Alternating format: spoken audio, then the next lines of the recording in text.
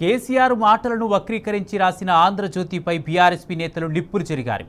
ఆ విషపు రాతలు చావు భాషపై నిరసన వ్యక్తం చేస్తూ ఆంధ్రజ్యోతి వార్తాపత్రికను తగలబెట్టారు. కేసీఆర్పై ఇష్టానుసారం వార్తలు రాస్తే సహించేది లేదని తేల్చి చెప్పారు. తెలంగాణ ఆత్మగౌరవాన్ని కించపరిచేలా వార్తలు రాయడం ఆపాలని సూచించారు. తెలంగాణ ప్రజల మనోభావాలతో చెలగాటమాడితే తగిన సమాధానం తప్పదని హెచ్చరించారు. ఆంధ్రజ్యోతి ఆర్కేగా ఏం రాసినవరా? ఆంధ్రజ్యోతి పేపర్లా నర్సంపేట మాజీ శాసనసభ్యులు పెద్ది సుదర్శన్ రెడ్డి గారు మరణించారని చెప్పేసి మేము మా నియోజకవర్గ నాయకులం కానీ మా నియోజకవర్గ కార్యకర్తలు కానీ ప్రజలు కానీ ప్రతి ఒక్కరు బాధపడుతున్నారు. మరణించాడని చెప్పేసి అందరూ బాధపడుతున్నారు.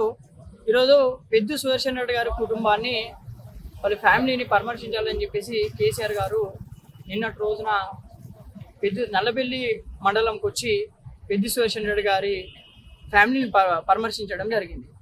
అందులో భాగంగా ఈ ఆంధ్రజ్యోతికి సంబంధించిన ఈ కుక్క, ఈ ఆంధ్రజ్యోతి ఆర్కే ఈ అడ్డగాడిదగాడు ఏం రాసిందంటే చాలా నీచంగా, చాలా నిస్సిగ్గుగా, చాలా దారుణంగా కేసీఆర్ గారి మీద ఇష్టానుసారంగా రాయడం జరిగింది. అరే పిచ్చి కుక్క ఆర్కే, నర్సంపేటలో పెద్ది సుదర్శన్ గారు చనిపోయిన బాధలో రాష్ట్రం మొత్తం, జిల్లా మొత్తం, లేకుంటే కేసీఆర్ గారు కూడా బాధలో ఉన్నారు. నువ్వేం రాసినవురా? ఇష్టం వచ్చినోడు మాట్లాడితే అయిపోతుంది, ఇష్టం వచ్చినోడు రాస్తే అయిపోతుందా?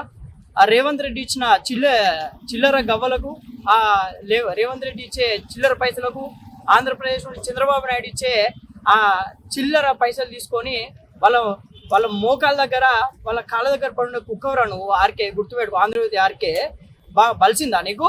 పిచ్చి పిచ్చి వేషాలు వేస్తే మాత్రం చాలా దారుణంగా ఉంటుంది నీ పరిస్థితి.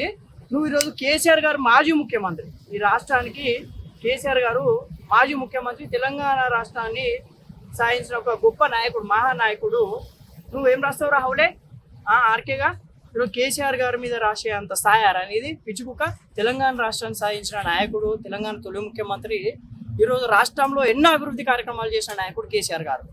నువ్వు బిడ్డ ఇష్టానుసారంగా ఇష్టం వచ్చినట్టు కేసీఆర్ గారి మీద మాట్లాడితే చెప్పుల దండేస్తాం నీ మెడలో చెప్పుల దండేస్తాం. ఒకనాడు కూడా గిట్లనే ఒకడు వంశీ అంటూ రాసిండు. వాని పరిస్థితి ఏమైందో ఒకసారి పోయి వాని ఆఫీస్ కాడికి పోయి చూడు. అంతకన్నా దారుణంగా నీ పరిస్థితి ఉంటుందని చెప్పేసి నేను ఉస్మాన్ యూనివర్సిటీ నుండి నేను హెచ్చరిక జారీ చేస్తున్నాను.